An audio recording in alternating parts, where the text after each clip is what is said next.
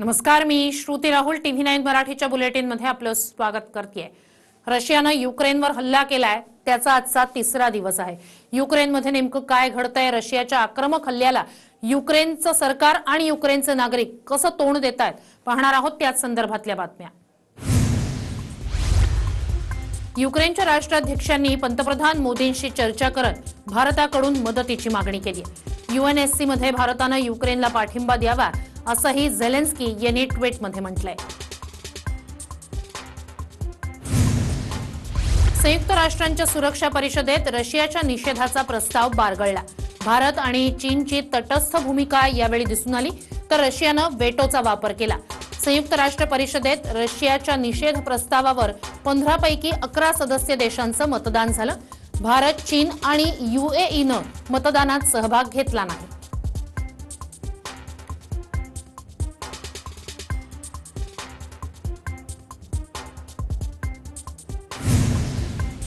रशियाच्या आक्रमणाला आम्ही जशास तसं उत्तर देण्यास तयार आहोत असा दावा करणारे युक्रेनचे राष्ट्राध्यक्ष झेलेन्स्की राजधानी कीव सोडून पळून गेल्याचा दावा रशियन मीडियानं केलाय।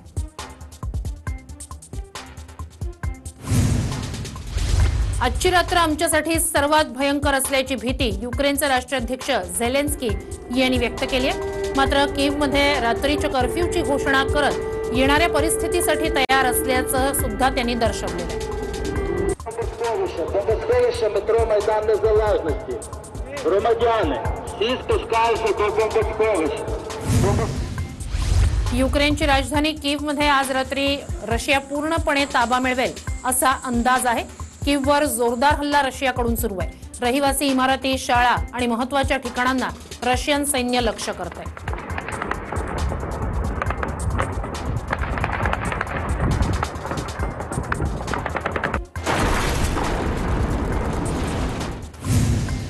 युक्रेननं रशियाचे हल्ले रोखलेत। राजधानी कीव आणि प्रमुख शहरं आमच्या नियंत्रणात आहेत असा दावा युक्रेनचे राष्ट्राध्यक्ष झेलेन्स्की यांनी केलाय। तर झेलेन्स्कींचा आक्रमक पवित्रा अद्यापही कायम आहे। मित्र राष्ट्रांनी आपल्याला शस्त्र पाठवल्याची माहिती झेलेन्स्की यांनी ट्विटरवर दिली आहे।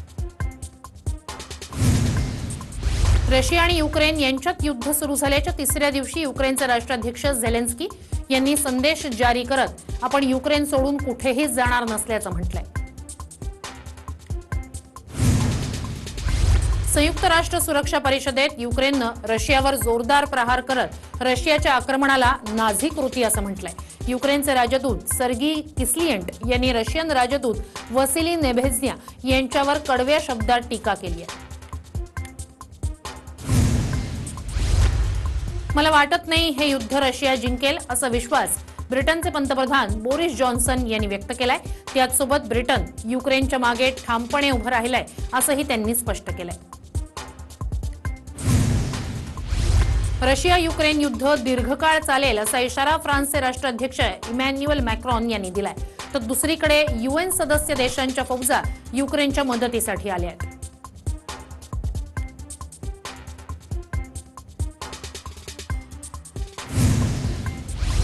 नॉस्ट्राडेमस म्हणून ओळखल्या जाणाऱ्या बाबा वेंगा यांनी रशियाविषयी आणि रशियाचे अध्यक्ष व्लादिमीर पुतिन यांच्याविषयी एक भविष्यवाणी केली होती। ती सध्या चर्चेत आली आहे। सगळं काही थिजून जाईल एखाद्या बर्फाप्रमाणे, फक्त एकच गोष्ट अबाधित राहील, व्लादिमीरचा प्रभाव आणि रशियाचं सामर्थ्य, अशी भविष्यवाणी बाबा वेंगा यांनी केली होती। युक्रेन सोडण्यासाठी अनेकांनी पोलंडच्या सीमेवर जाण्यासाठी धडपड सुरू केलेली आहे। पोलंडच्या सीमेवर गाड्यांच्या मोठ्या रांगा दिसून येत आहेत। मोठ्या संख्येनं लोक युक्रेन सोडण्याच्या प्रयत्नात आहेत। युक्रेनच्या 1 लाखाहून अधिक नागरिकांनी देश सोडून दुसऱ्या देशात आश्रय घेतलाय अशी माहिती समोर आली आहे। तर पोलंडमध्ये सुद्धा अनेक नागरिक आश्रय घेत आहेत। युक्रेनच्या रोमानिया सोबतच्या सीमेवर कारच्या लांबच लांब रांगा लागल्या आहेत। सिरेत बॉर्डर क्रॉसिंगवर जवळपास 6.5 किलोमीटर ट्रॅफिक जॅम दिसला। रशियाच्या आक्रमणानंतर युक्रेनचे लोक मोठ्या प्रमाणावर देशातून पळ काढतायत।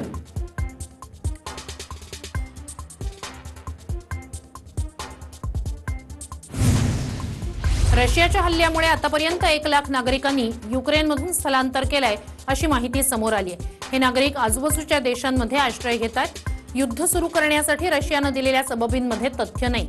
युक्रेनचं मनोधैर्य खच्ची करण्याचा प्रयत्न रशियाकडून केला जातोय असं अमेरिकेनं म्हटलंय। युक्रेनच्या लुहान्स्क शहरात रशियाचा झेंडा फडकवण्यात आला। युक्रेनचा झेंडा उतरवत रशियानं या ठिकाणी आपला झेंडा फडकवला।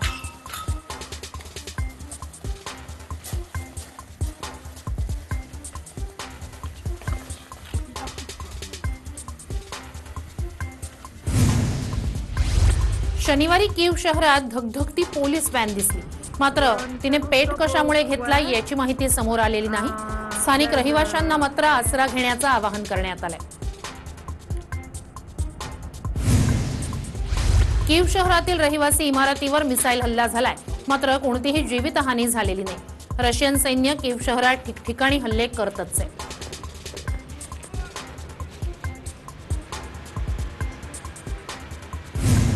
कीवच्या झुलियानी एअरपोर्ट जवळील एका उंच इमारतीचं मिसाईलमुळे नुकसान झालंय। यात 6 लोक जखमी झालेत। इमारतीतून 80 लोकांना सुरक्षित ठिकाणी हलवण्यात आलं। युक्रेनची राजधानी कीव ताब्यात घेण्यासाठी रशिया आक्रमक हल्ले करत आहे।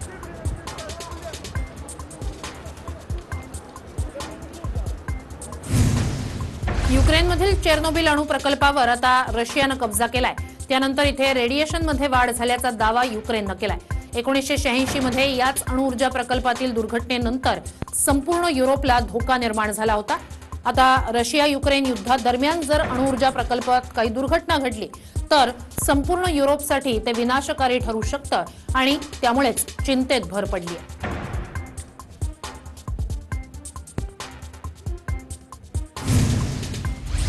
आज एकाच दिवशी रशियानं 23 शहरांवर हल्ला केल्याचा दावा केलाय। त्यात अनेक इमारती आणि कारखान्यांना सुद्धा टार्गेट करण्यात आलंय।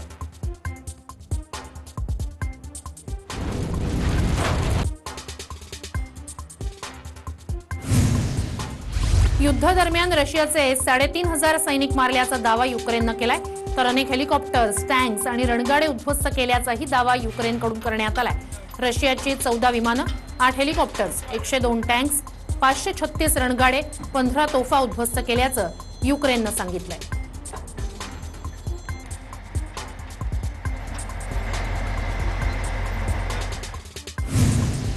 युद्धाच्या पार्श्वभूमीवर सध्या युक्रेनमध्ये एका महिला खासदारानं बंदूक हाती घेतल्याचं चित्र आहे। किरा रुडिक यांचे शस्त्र हाती घेतल्याचे फोटो व्हायरल होत आहेत। या युद्धात युक्रेनच्या पुरुषांसोबत महिलाही खांद्याला खांदा लावून रशियन सैन्याचा प्रतिकार करतायत।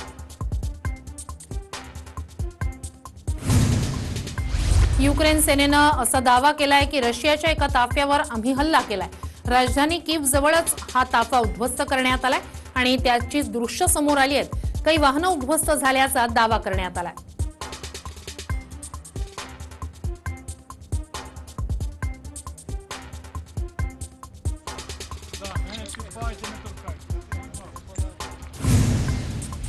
रशियाच्या हल्ल्यादरम्यान युक्रेनकडून नागरिकांना व्हॉट्सअप न वापरण्याचं आवाहन करण्यात आलंय। रशिया व्हॉट्सअपद्वारे युक्रेनच्या नागरिकांना ट्रॅक करतेय असा अंदाज युक्रेनियन डिसइन्फॉर्मेशन सेंटरद्वारे वर्तवण्यात आलाय। रशियाच्या खेर्सन प्रांतातही त्या ठिकाणी सैन्य आता घुसलेलं आहे। त्या ठिकाणी एका शस्त्रधारी सैनिकाला युक्रेनियन महिला निर्भीडपणे सामोरी जाताना दिसते।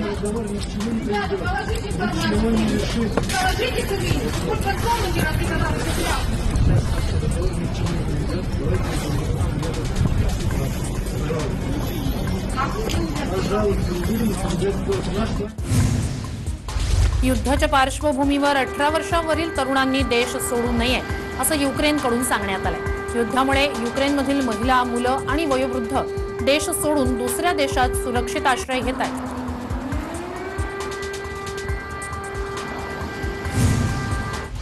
रशियन सैन्य सध्या कीव शहराजवळ एअर स्ट्रिपच्या शोधात आहे। यासाठी गोस्टोमेल आणि वासिल्कोवच्या एअर स्ट्रिप ताब्यात घेण्याचा प्रयत्न झाला, मात्र त्यात रशियन सेनेला यश आलं नाही।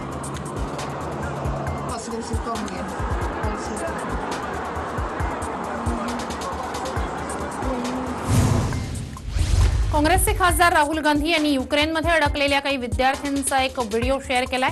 त्यात काही मुली या बंकरमध्ये लपलेल्या आहेत। या मुलींना तात्काळ भारतात परत आणावं असं आवाहन राहुल गांधी यांनी केलं। से ही भेजा गया है, उसके लिए अगर वो लोग इंडियन एम्बेसी को कॉल वगैरह ट्राई करें कि सर हम यहाँ पे स्टक हो गए हैं, हम लोग को आगे बताएं कि हम लोग कैसे क्या हम टर्नोपिल तक जाएं या फिर हमें आगे कहाँ जाना चाहिए। उन लोगों का इसके लिए कोई भी रिस्पॉन्स नहीं है, वो लोग कुछ भी आंसर नहीं कर रहे हैं। यूनिवर्सिटी कह रही है कि तुम लोगों को पैनिक होने की जरूरत नहीं, तुम लोग बस क्लास आओ। उन लोगों को हमारी लाइफ की कोई भी वैल्यू नहीं है, इवन इंडियन गवर्नमेंट को हमारी लाइफ की कोई भी वैल्यू नहीं है। इस सिचुएशन में भी उन लोगों ने एयर टिकट्स 60-70,000 की हुई है। कोई भी मिडिल क्लास फैमिली होगी एक तरीके से चलो ठीक है, जो भी हाई क्लास फैमिली है वो एक बात के लिए पे भी कर दे।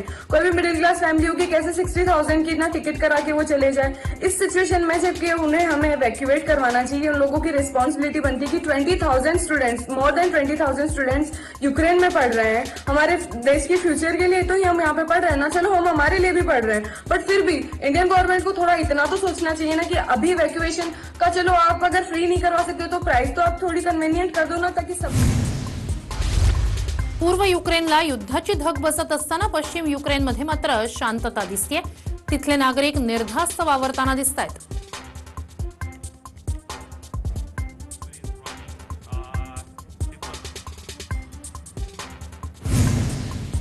इटलीच्या रोममध्ये युक्रेनच्या समर्थनार्थ मार्च काढण्यात आला।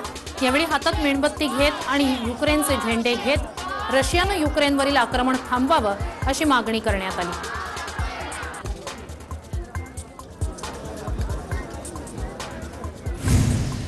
चीन हा एकमेव मित्र आहे जो रशियाला त्याच्या युक्रेनवरील आक्रमणावर आर्थिक निर्बंधांचा प्रभाव कमी करण्यास मदत करू शकतो।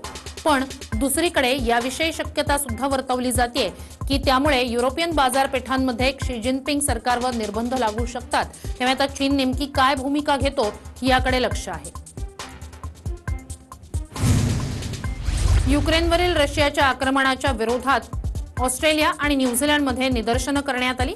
यावेळी युक्रेनमधील संघर्ष पाहून एक महिला भावूक झाल्याचं दृश्य होतं।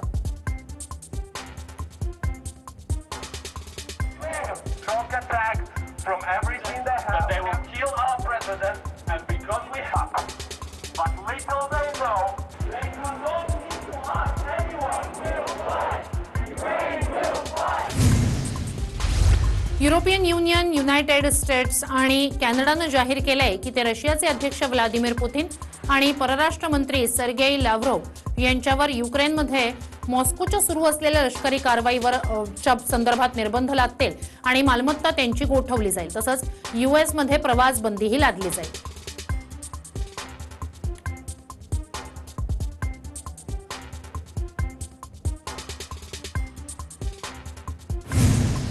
कॅनडाकडून रशियाचा विरोध करण्यात आलाय। युक्रेनवर केलेल्या हल्ल्याचा निषेध करत जस्टिन ट्रुडो यांनी रशियातील 58 ठिकाणी निर्बंध लादलेत, ज्यामध्ये उच्चभ्रू आणि त्यांचे कुटुंबीय, निमलष्करी गट आणि प्रमुख रशियन बँकांचा समावेश आहे।